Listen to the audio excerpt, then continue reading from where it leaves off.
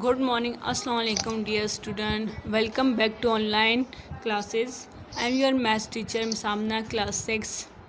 Before going to start my lecture, I want to share a hadith with you. फरमान मुस्तफ़ा है, मेरी उम्मत के लोग जन्नत में नमाज़ों की कसरत से नहीं बल्कि दिलों की सलामती, सखावत और मुसलमानों पर रहम करने के बदौलत दाखिल होंगे। सो डियर स्टूडेंट, नमाज़ पढ़ने के साथ साथ आप लोगों ने क्या करना है कि आप लोगों ने दिलों की सलामती मीन्स कि आप लोगों ने ज़िक्र जो है वो करना है, ठीक है, सखावत करनी है, उसके अलावा मुसलमानों पर रहम करना है। तो नमाज़ पढ़ने के साथ साथ ये तमाम चीज़ें भी जो है हमें जन्नत में दाखिल करने के ज़राए हैं। Okay, dear student.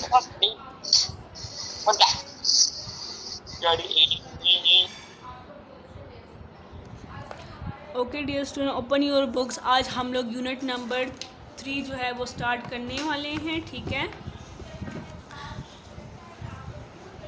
Unit number 3 हमारे पास है factor and multiples.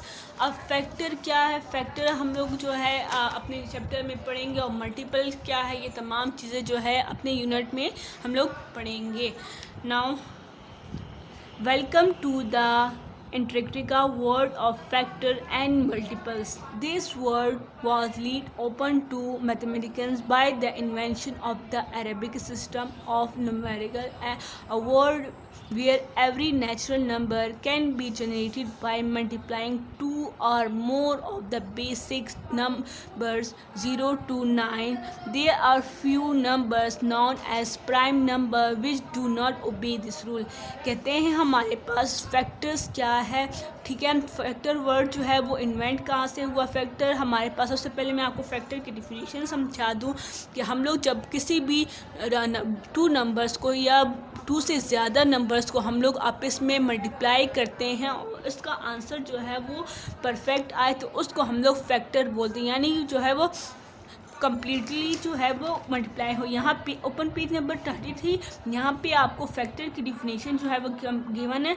A number that divides another number complete without leaving a remainder is a factor of that number. तो ये आपके पास जो है वो फैक्टर की डिफिनेशन है, ठीक है।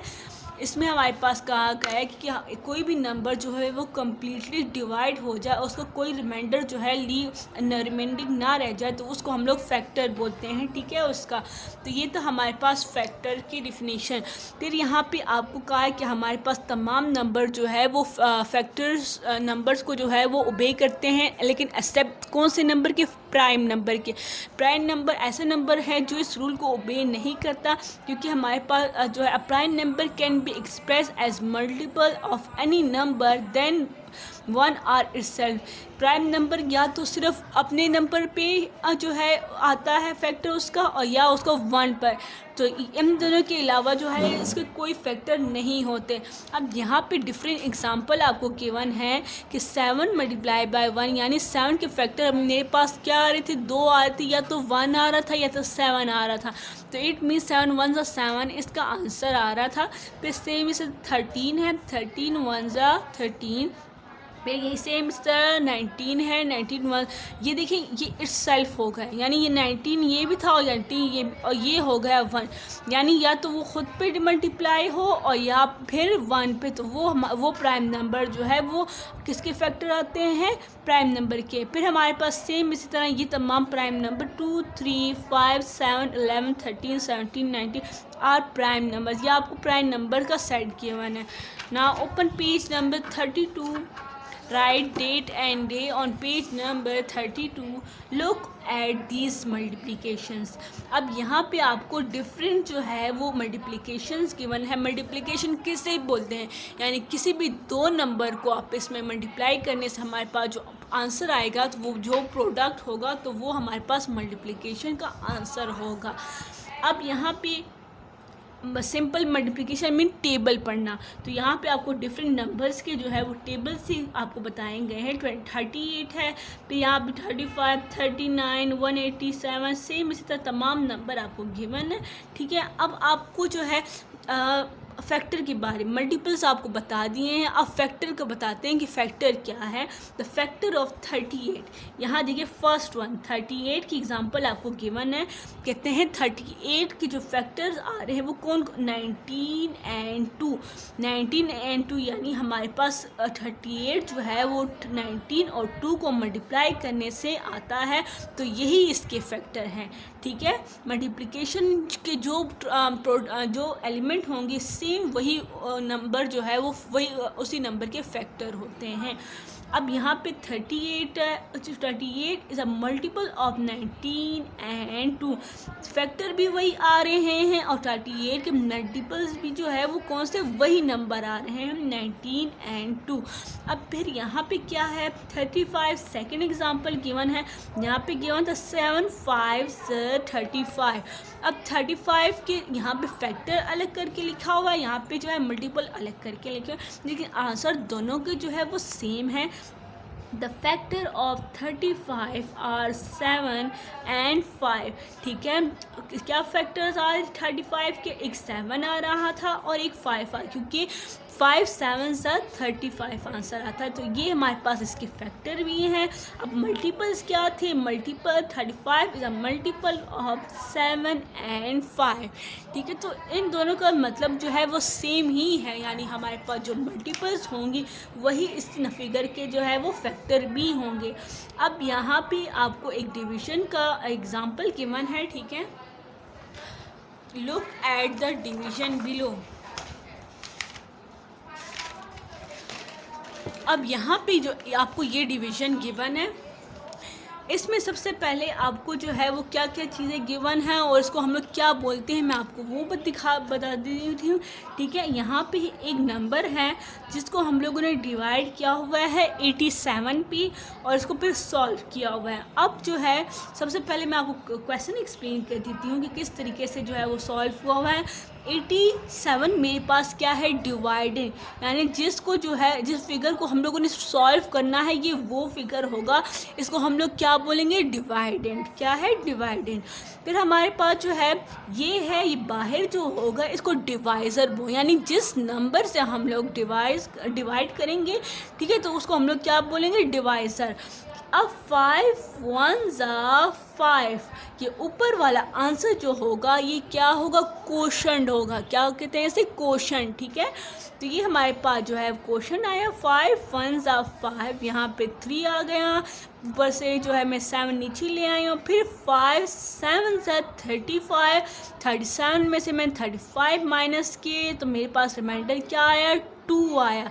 इसको एंड में जो आंसर रह जाए इसको हम लोग क्या बोलते हैं, रिमाइंडर बोलते हैं।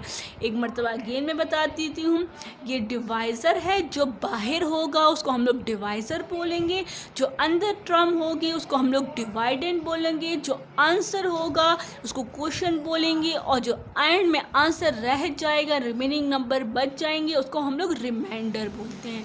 ठीक है, तो ये मेरे पास जो है, अब यहाँ पे आपको वही चीज़ें गिवन है कि सिर्फ आपको लाइन वाइज बताई गई हैं। ठीक है, फिर look at the another method of writing this down.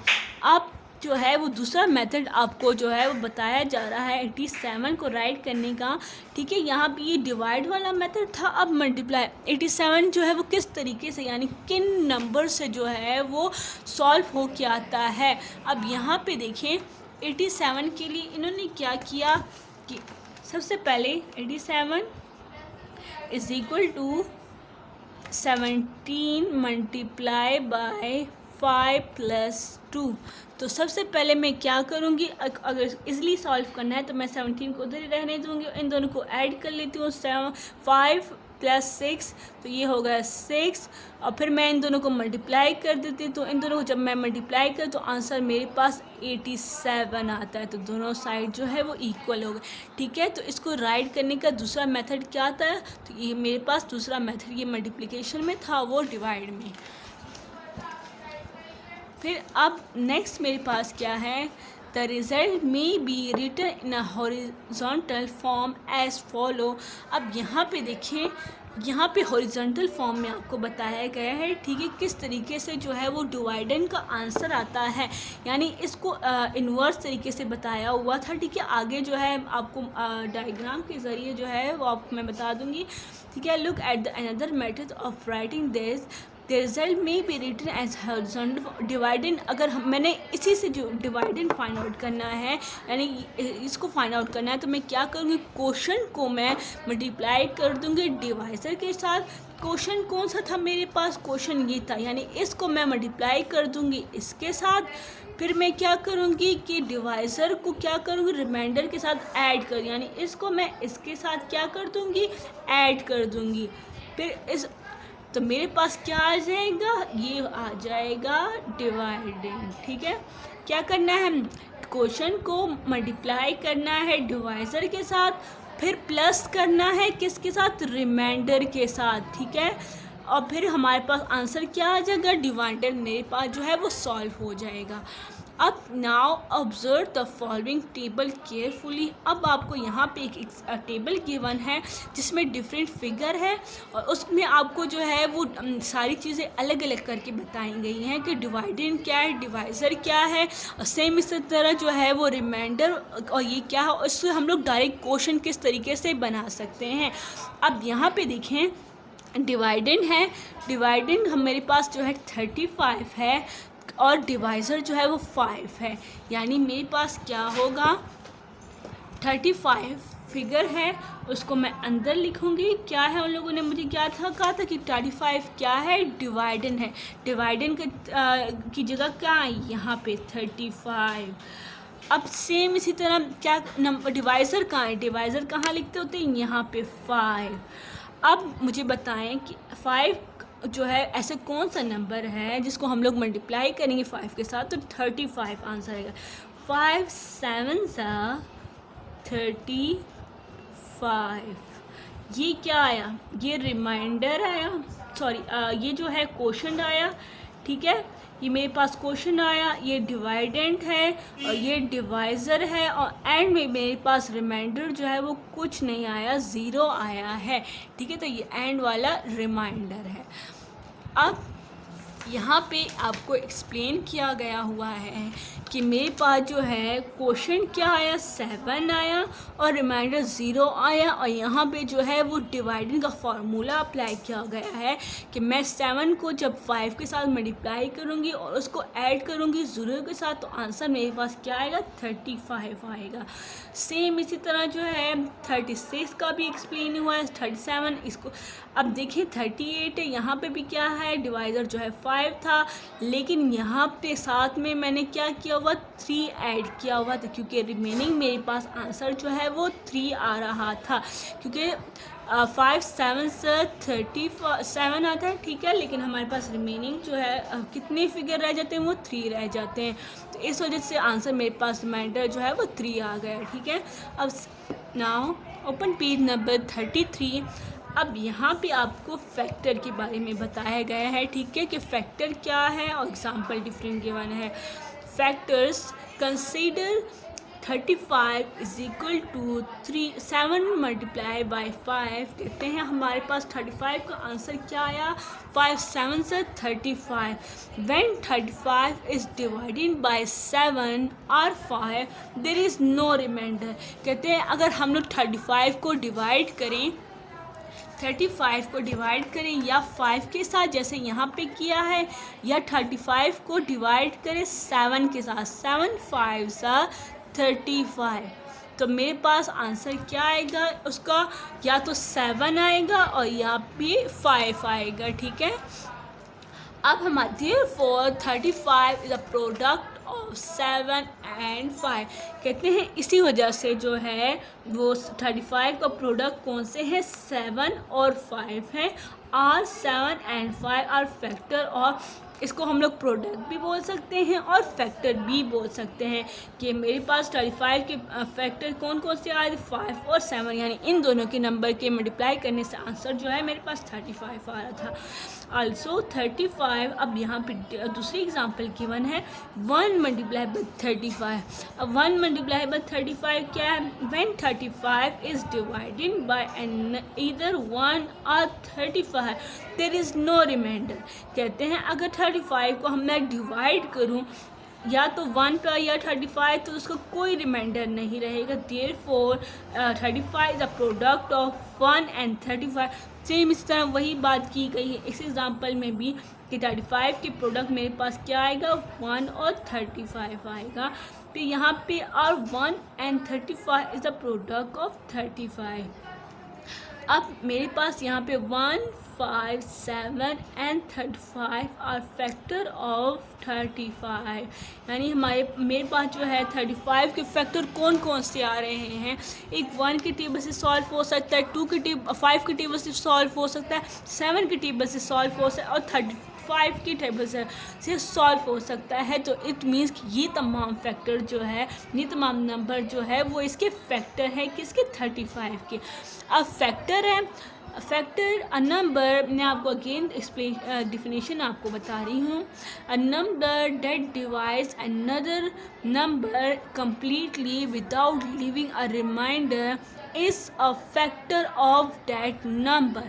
कहते हैं हमारे पास अगर एक नंबर को मैं डिवाइड करूँगी किसी दूसरी नंबर पे, यानी जो डिवाइडेड होगा और वो कम्प्लीटली जो है वो डिवाइड हो जाए, लीविंग अ रिमाइंडर, यानी हमारे कोई भी रिमाइंडर उसका बाकी ना रहे, तो वो मेरे पास क्या होगा? Is a factor of that number.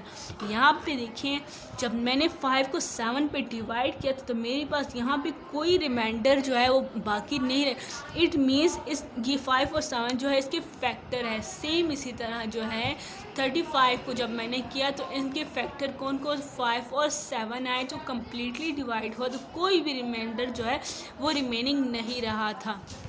तो ये थी फैक्टर की definition. The factor of 10 are 1, 2, 5 and 10। अब यहाँ पे जो है आपको फैक्टर 10 के बताए जा रहे हैं कि 10 के फैक्टर कौन कौन से? 1 के टेबल में भी 10 आता है, 2 के टेबल में भी 10 आता, 2 5 are 10। फिर 5 के टेबल में भी 10 आता है, 5 2s are 10, और सेम इसी तरह 10 के टेबल में भी 10 आता है, 10 1s are 10। तो ये थे उनके तमाम फैक्टर के इन तमाम नंबर्स, यानी इनके टेबल, यानी इसके टेबल जब हम पढ़ेंगे तो उसमें आपको जो है वो 10 मिलेगा। तो ये इनके फैक्टर हैं। फिर फैक्टर ऑफ 12। अब 12 को जो है ये नंबर कौन कौन से टेबल में आता है? 1 के टेबल में भी 12 आता है, 2 के टेबल में भी 12 आता है, 3 के टेबल में भी 12 आता है, 4 के टेबल में भी 12 आता है, 6 के टेबल में भी 12 आता है, एंड सेम इसी तरह 12 के टेबल में भी जो है वो 12 आता है। तो ये तमाम नंबर क्या है? फैक्टर है 12 के। फिर हमारे पास फैक्टर ऑफ 117, 117 के फैक्टर मेरे पास कौन से आ रहे हैं? 1 के टेबल में भी आता है, 3 के टेबल में भी 9, 13, 39 और 117, यानी ये तमाम जो है वो क्या है? वो फैक्टर हैं इसके। ओके डियर स्टूडेंट, तो आज का लेक्चर हमारा यहाँ तक जो है वो ख़त्म हो गया है, लेकिन आपको मैं होमवर्क देना चाह रही हूँ, ठीक है? आज आपका होमवर्क जो होगा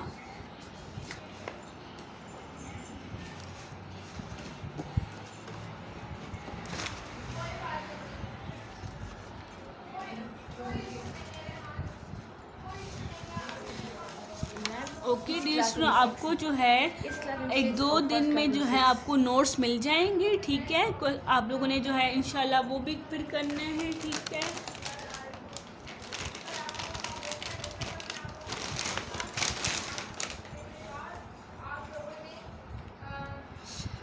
अच्छा, आप लोगों ने होमवर्क जो है वो क्वेश्चन नंबर 2 से स्टार्ट करने हैं। क्वेश्चन नंबर 2 जो है और 3 अब मैं आपको होमवर्क दे रही हूँ, ठीक है? आज का होमवर्क आपको क्वेश्चन नंबर 2 एंड 3 होगा।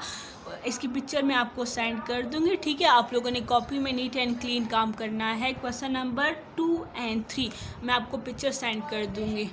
Okay student, have a nice day.